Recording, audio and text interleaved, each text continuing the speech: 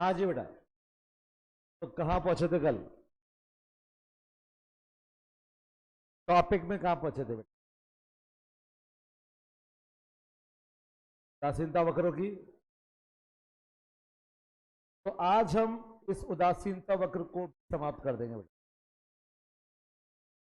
और कल से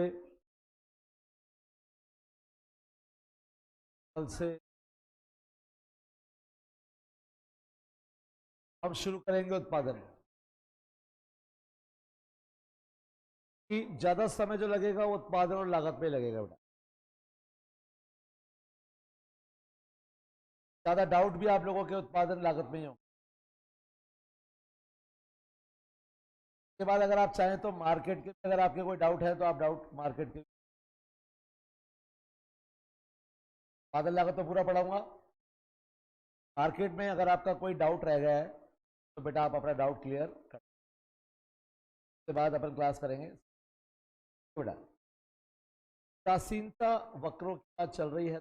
कल हमने पढ़ा था उदासीनता वक्र जो है बेटा, विशेषता पढ़ी थी ना। आइए उदासीनता वक्र की। उदासीनता वक्र की पहली विशेषता होती है, वक्र होते हैं सदैव दाहिनी और झुक या गिरते हैं, सदैव नीचे दाहिनी ओर गिरते हैं।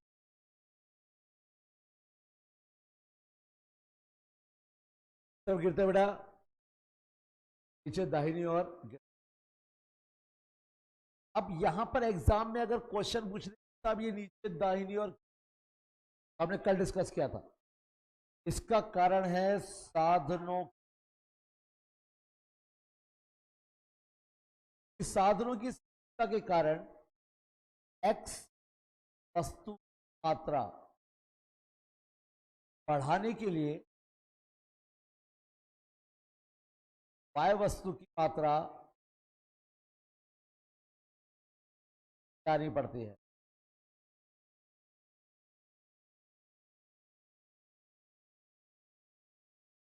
तो पहला जो इसका पॉइंट है, पहली विशेषता है, वो नीचे दाहिनी ओर झुकता है, गिरता हुआ तो है भाई। देखो ये कहते हैं नीचे दाईं ओर गिरता हुआ, ये कहते हैं ऊपर दाईं ओर चढ़ता हुआ।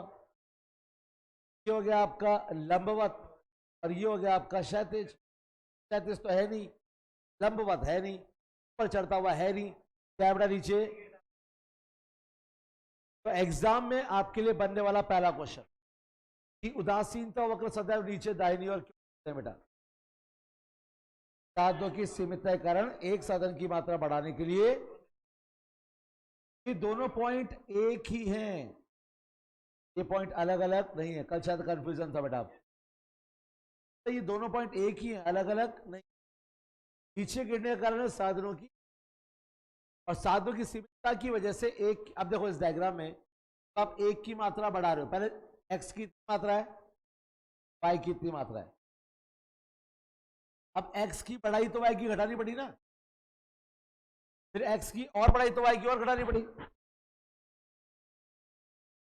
तो एक्स की मात्रा बढ़ाने के लिए वाई की मात्रा घटानी पड़ रही है। साधन क्या है बेटा? सेम है। तो ये दोनों रीजन सेम है, दोनों रीजन अलग नहीं।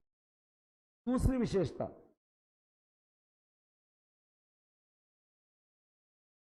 दूसरी विशेषता है कि ये सदैव अपने बिंदु और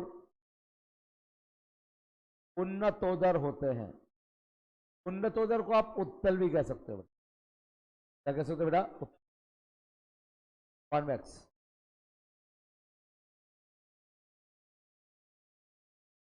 अगला क्वेश्चन है कि भैया अब देखो जो वक्र अपने, ये मूल बिंदु होता है, देखो मूल बिंदु होता है जीरो डायग्राम का, किसी भी वक्र का मूल बिंदु होता है जीरो।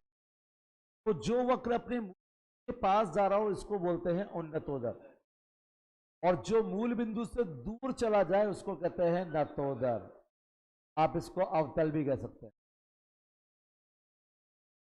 और ये होती है बेटा सीधी सरल रेखा। उदासीनता होकर सीधी सरल रेखा तो होता नहीं है, नतोदर होता नहीं है। तो क्या होता है, क्योंकि इसकी प्रतिस्थापन की सीमांत दर यानी कि एमआरएस सदैव घटती हुई होती है। क्या होती है बेटा, एमआरएस सदैव घटती है। एमआरएस घटती हुई होती है, इससे सदैव क्या होता है बेटा, ये उन्नतोदक। तो दो अलग क्वेश्चन है और दो अलग क्वेश्चन के दो अलग आंसर है। पहला क्वेश्चन नीचे क्यों गिरा, साधनों की सीमितता, एक को बढ़ाने के लिए एक को घटाना पड़ा। दूसरा, उन्नतोदर क्यों हुआ, एमआरएस घट रही है। अगला क्वेश्चन, अगर एमआरएस बढ़ती तो और स्थिर होती तो। बहुत बढ़िया। तीसरी विशेषता है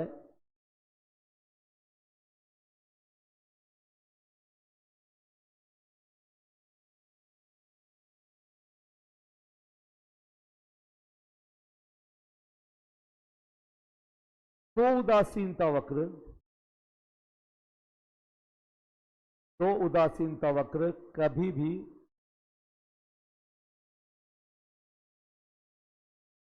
एक दूसरे को काटते नहीं है। दो उदासीनता वक्र कभी भी एक दूसरे को काटते नहीं। इसका रीजन है, अर्थशास्त्र में दो वक्र एक दूसरे को तब काटते हैं जब वो समान होते हैं। क्या होते हैं, समान। जबकि हमने कल क्या पढ़ा था,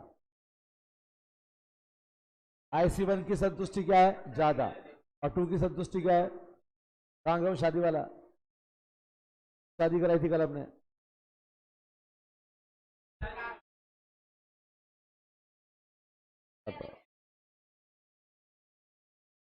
तो भाई कार की संतुष्टि बाइक के बराबर तो नहीं हो सकती। अब ये जो चित्र है ये गलत है, ऐसा हो ही नहीं सकता, क्योंकि ये कह रहा है कि कार की संतुष्टि ज्यादा और बाइक की संतुष्टि कम है। समझ में आ गई बात। यहां पर कह रहा है कि दोनों की संतुष्टि समान हो गई, और उसके बाद तो कमाल ही हो गया, कार की कम और बाइक की क्योंकि हो। इसलिए एग्जाम में वो आपसे पूछेगा कि दो उदासीनता अगर कभी दूसरे को क्यों नहीं काटते, क्योंकि दो उदासीनता वक्र कभी भी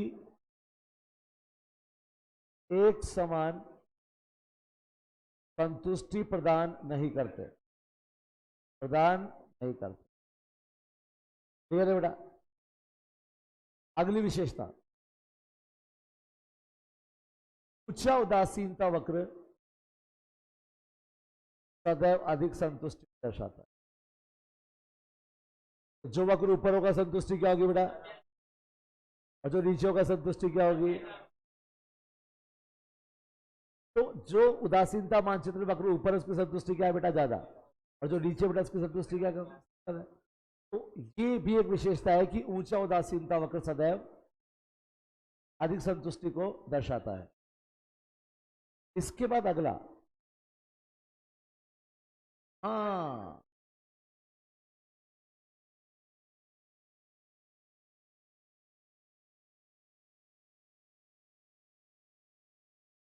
आपको ऐसे उदासीनता वक्र हर बार देखने के लिए मिलेंगे, लेकिन ऐसा उदासीनता वक्र नहीं, और ऐसा भी नहीं मिलेगा, क्योंकि परिभाषा यही है। एक उदासीनता वक्र दो वस्तुओं के विभिन्न संयोगों को दर्शाता है, और उपभोक्ता दोनों वस्तुओं का उपभोग करेगा। जबकि इस डायग्राम के हिसाब से y वस्तु तो है, लेकिन x क्या हो चुकी है, शून्य। और इस डायग्राम के हिसाब से x तो है, फिर y क्या हो चुकी है, शून्य। संभव, संभव, क्योंकि उपभोक्ता एक वस्तु का उपभोग नहीं करेगा बेटा, किसका उपभोग करेगा बेटा, क्लियर, गुड। इसके बाद अपनी कीमत रेखा या बजट रेखा। अगला टॉपिक हमारा है कीमत रेखा, बजट रेखा या प्राप्य संयोगों की रेखा। प्राप्य मतलब प्राप्त करने योग्य। तो प्राप्त करने योग्य को क्या कहते हैं हम? प्राप्य। प्राप्य मतलब प्राप्त करने योग्य। तो कीमत रेखा, बजट रेखा या प्राप्य संयोगों की रेखा, प्राप्त करने योग्य संयोगों की रेखा। इसको समझने के लिए एक उदाहरण लेते हैं बेटा। हमारा एक उपभोक्ता है जिसके पास खर्च करने के लिए कितने रुपए बेटा? 100 रुपए। और दो वस्तु उपलब्ध है उसके पास, एक्स वस्तु, और एक्स का रेट है 10 रुपए प्रति इकाई और वाई का रेट है 20 रुपए प्रति इकाई। ऐसे में उपभोक्ता यदि अपनी संपूर्ण आय एक्स वस्तु पर खर्च कर दे तो एक्स की कितनी इकाइयां प्राप्त कर सकते हैं? और पूरी वाई पे खर्च कर दे तो अरे 20 रुपए की आएगी तो 100 रुपए कितनी आएगी?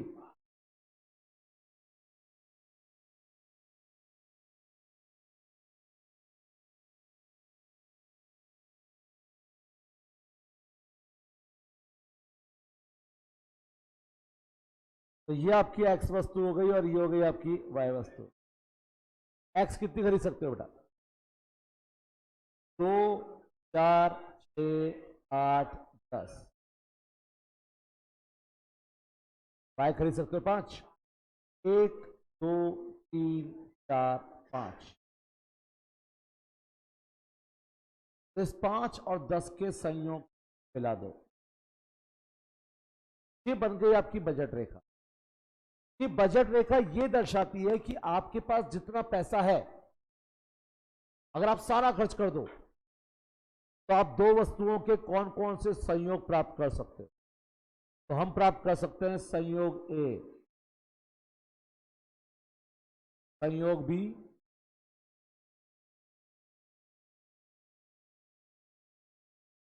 बी और F.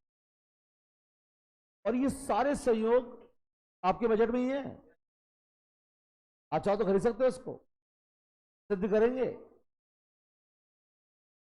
X into P X plus Y into P Y equal to M, money income. ए संयोग। जब मैं ए संयोग पे हूं तो बेटा मैं इस डॉट पे हूं, जहां पर मैं वाई वस्तु की कितनी इकाई खरीद रहा हूं? 5। जबकि एक्स की कितनी इकाई खरीद रहा हूं? तो वाई की एक इकाई कितने रुपए की आती है? 20।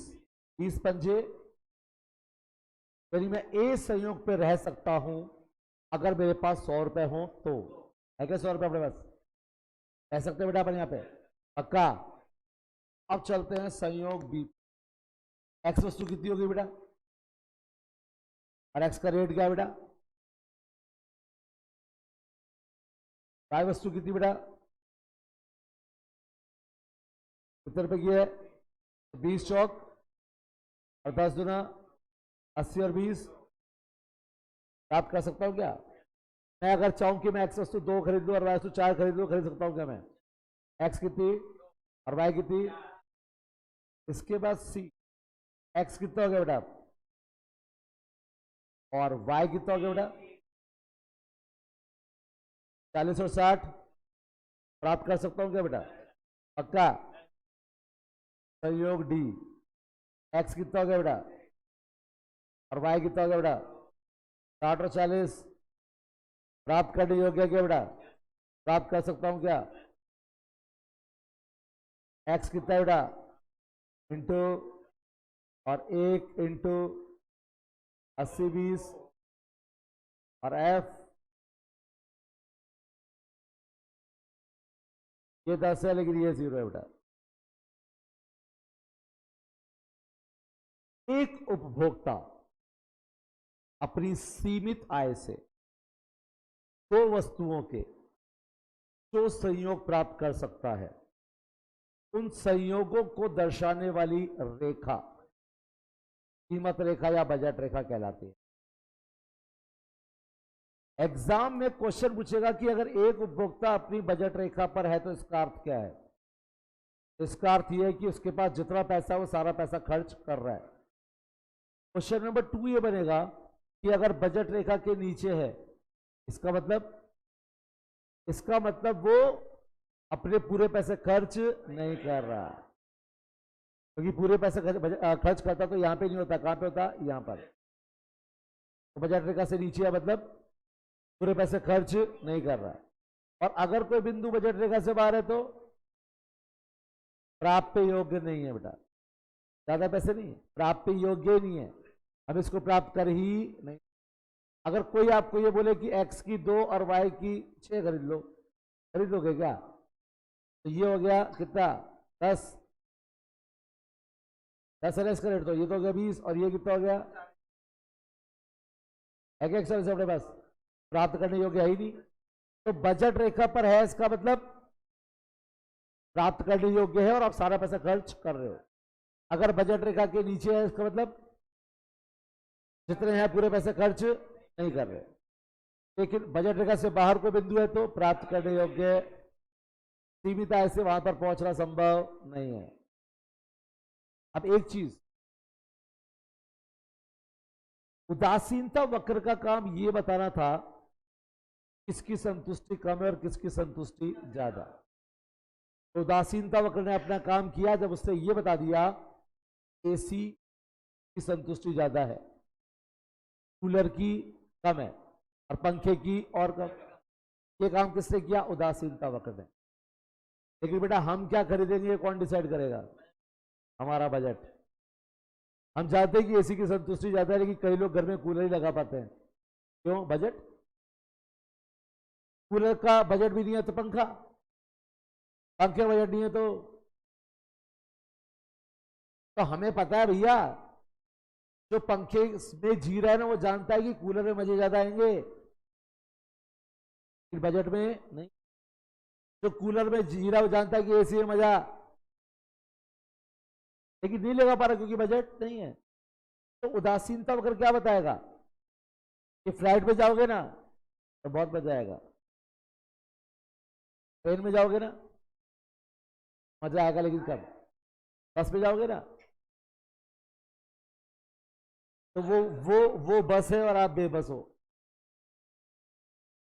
कितने मजा। साइकिल पे तो आनंद ही आनंद है बेटा, है ना।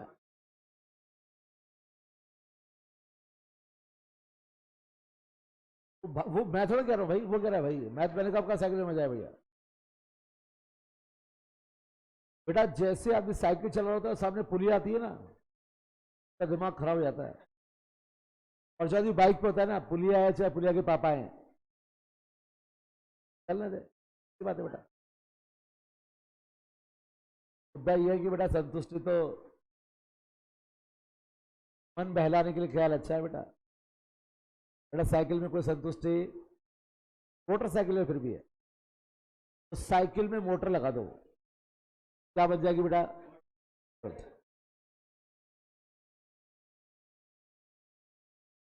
मोटर वाली, बढ़िया बेटा, देश तरक्की कर रहा है बेटा। अरे थोड़े दिनों में मोटर वाली साइकिल और साइकिल वाली मोटर दोनों बाजार में उपलब्ध होगी।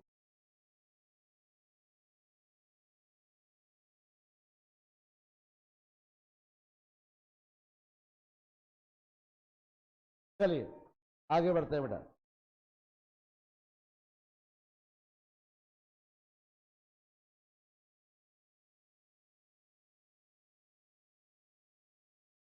तटस्थ वक्रों की सहायता से भोक्ता का संतुलन उस बिंदु पर होता है वहां पर कीमत रेखा या बजट रेखा उदासीनता वक्रों को स्पर्श करती है।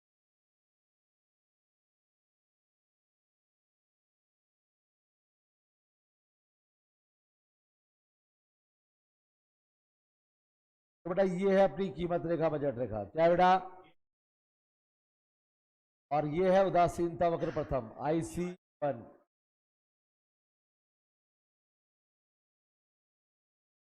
ये है IC2 और ये है IC3।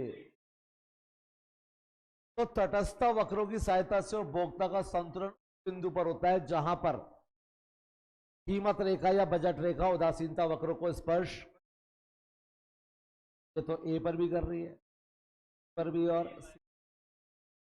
लेकिन ए और सी तो IC3 पर है, संतुष्टि इससे कम है। अगर आपको ज्यादा संतुष्टि मिल रही है तो कम लेने की कोशिश करोगे क्या आप? संतुष्टि कम चाहिए कि ज्यादा? ज्यादा कहाँ पर है? IC1 पर, लेकिन वो तो बजट से बाहर है। अंगूर खट्टे हैं, कौन से अंगूर है, लेकिन सेकंड वाले मीठे हैं, वो बजट में है। थर्ड वाले बेटा गल गए हैं, सड़े हुए बजट में है, लेकिन सड़े हुए हैं बेटा। तो हम जाएंगे कौन से बिंदु पर? यहीं पर होगा उपभोक्ता का संतुलन।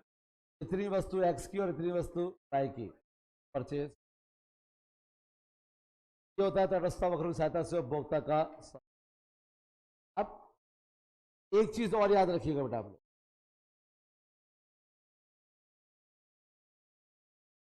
कई बार वो ऐसे एग्जाम में क्वेश्चन पूछता है जिसमें बजट रेखा में परिवर्तन के क्वेश्चन। ये बजट रेखा शायद पहले आपने डायग्राम बनाए नहीं थे, और मैं चाहूंगा कि अभी डायग्राम बना लिए जाए।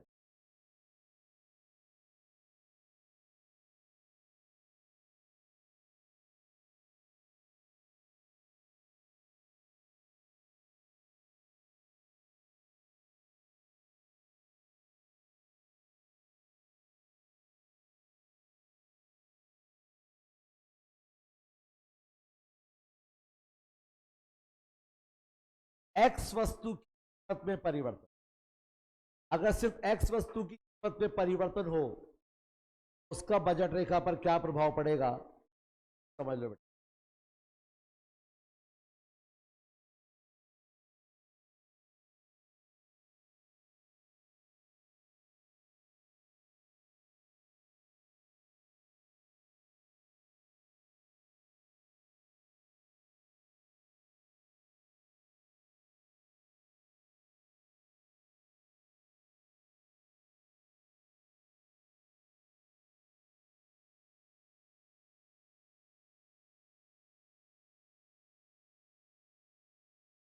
वाई वस्तु की कीमत क्या भैया, और एक्स वस्तु की कीमत में क्या हो रहा है?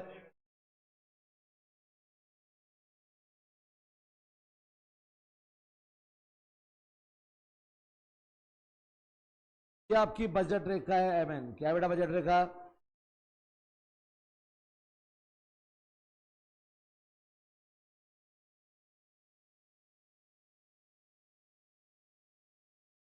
और एक्स वस्तु की कीमत घट गई है, तो अगर एक्स वस्तु की कीमत घट जाएगी तो आप एक्स वस्तु पहले से कम खरीद पाओगे कि ज्यादा? ये बजट रेखा यहां पर तो उतनी रहेगी क्योंकि वाई वस्तु की कोई परिवर्तन नहीं आया, फिर आप एक्स की मात्रा पहले से क्या खरीद पाओगे? ये आपका MN से बढ़कर MN, ये वो प्रभाव है जहां पर एक्स वस्तु की कीमत घट गई है।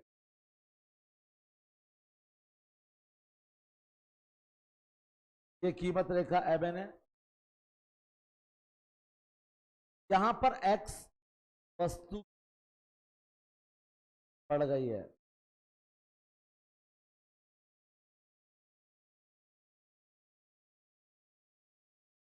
नई कीमत रेखा MN1। यहां पर वाई वस्तु तो आप उतनी खरीद पाओगे, लेकिन एक्स वस्तु महंगी हो गई है, तो एक्स क्या खरीद पाओगे बेटा? कम। क्लियर है?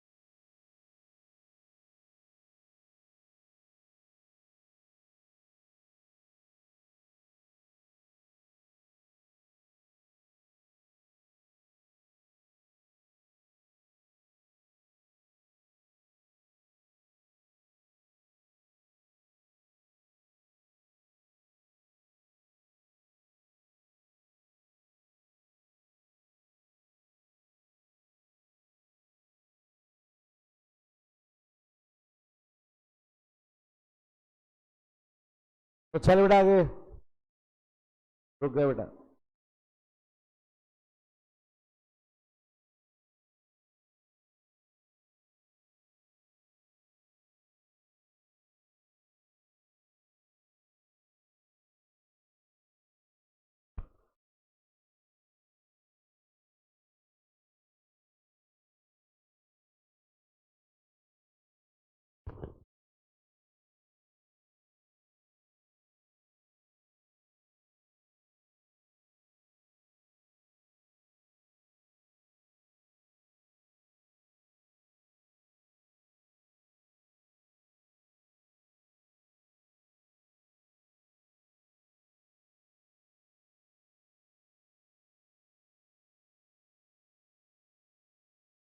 चले बेटा,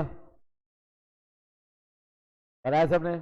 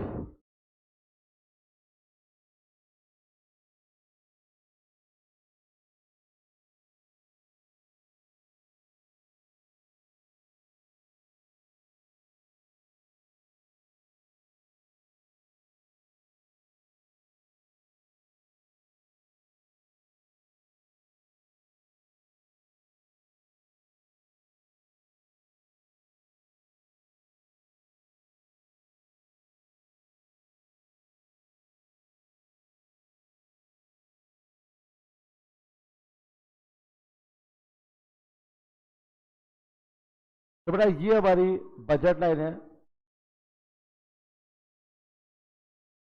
MN, और यहां पर अब Y वस्तु की कीमत घट गई है, तो X की तो होती रहेगी, लेकिन Y की मात्रा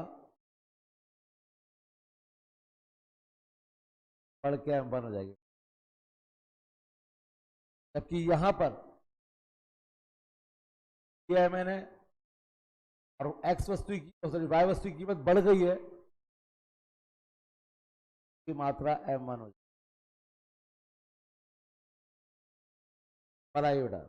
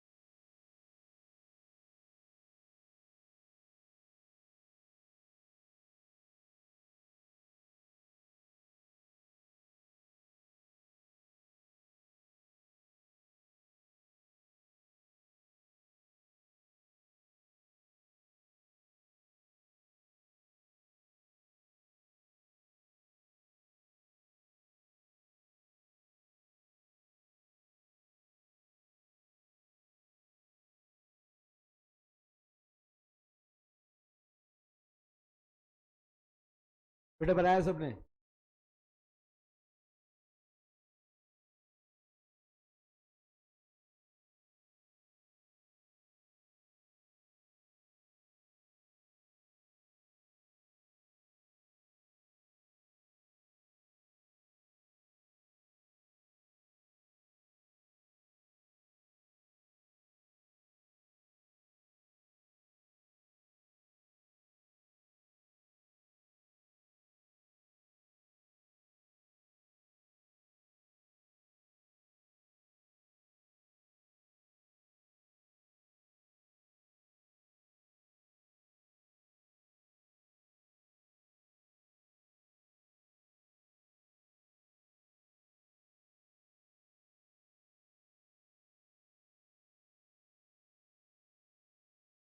देखिए बेटा, ये आपकी कीमत रेखा है MN, और अब ये कह रहा है कि उपभोक्ता की आय बढ़ गई। भैया आय बढ़ गई तब तो वो एक्स वस्तु भी ज्यादा खरीद सकता है और वाई, ये बिल्कुल के समानांतर ऊपर की ओर चल, जबकि आय घटने पर वो दोनों वस्तुओं की ही कम मात्रा खरीद पाएगा।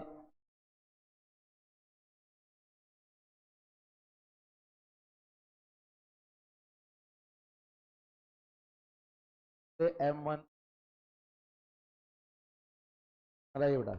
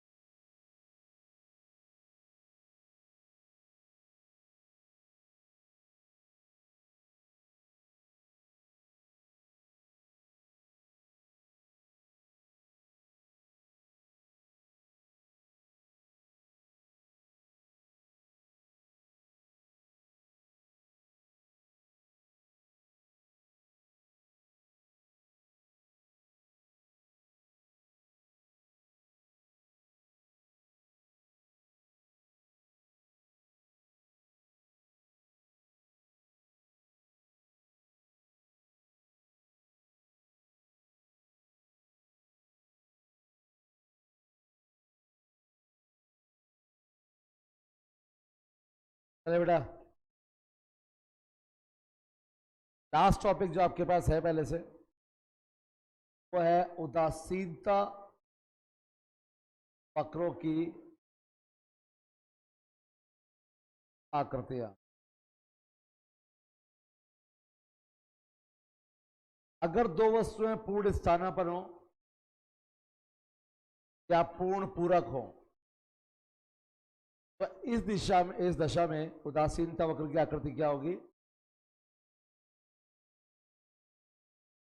तो बेटा अगर दो वस्तुएं पूर्ण स्थानापन्न है, उदासीनता वक्र सीधी सरल रेखा होगा बेटा, सीधी सरल रेखा, क्योंकि यहां पर जितना x बढ़ेगा उतना ही y घटेगा, पूर्ण स्थानापन्न है। और x को बढ़ाना एक ही, क्योंकि प्रतिस्थापन की सीमांत दर निकाल लिए बेटा। सीमांत का मतलब होता है एक x बढ़ेगा और एक y कम हो जाएगा बेटा, तो हो गई प्रतिस्थापन की सीमांत दर स्थिर, सीधी सरल रेखा। और पूर्ण पूरक में बनेगा ये एल आकार का, जहां पर एक स्थिर रहेगा और एक बढ़ता, एक क्या रहेगा बेटा? स्थिर। जैसे कार खरीदी आपने, तो कार तो एक बार ही खरीदोगे, लेकिन पेट्रोल डीजल बढ़ता जाएगा। एक स्थिर है, एक बढ़ता जाएगा, इसलिए क्या हो जाएगा बेटा? ये एल आकार। कौन सा आकार? यहां पर खत्म होता है आपका उदासीनता वक्र।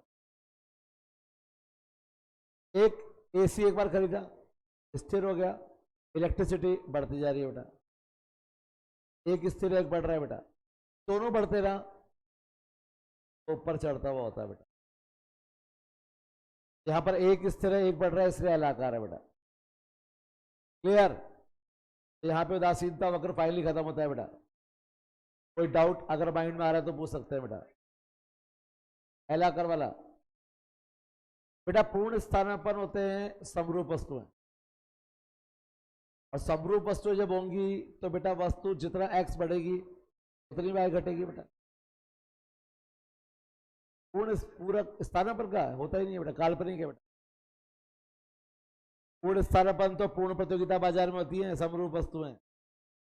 समरूप वहां रियल में कहां होती है? अरे पेप्सी का थम्स अप जो है वो सब्स्टिट्यूट है, लेकिन परफेक्ट सब्स्टिट्यूट थोड़ी ना बेटा। पेप्सी पेप्सी और थम्स अप।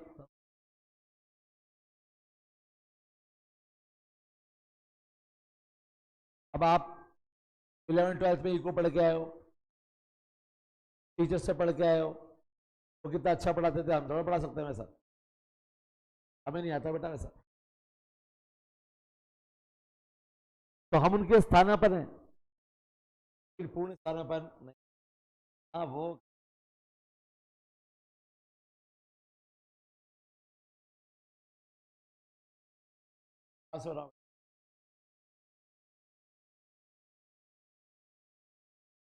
तो उदासीनता वक्र के क्वेश्चन डाउट लेंगे कल, फिर शुरू करेंगे उत्पादन बेटा। और रही बात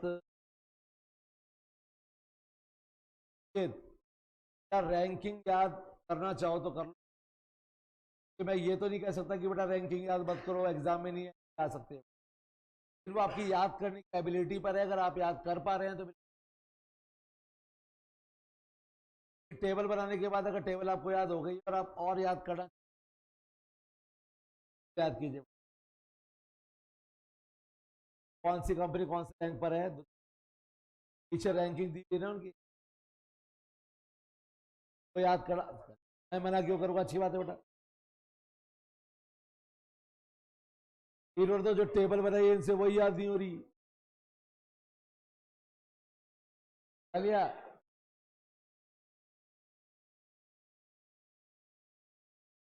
तो टेबल थी वही याद नहीं हो रही, रैंकिंग आप याद कर सकते हैं।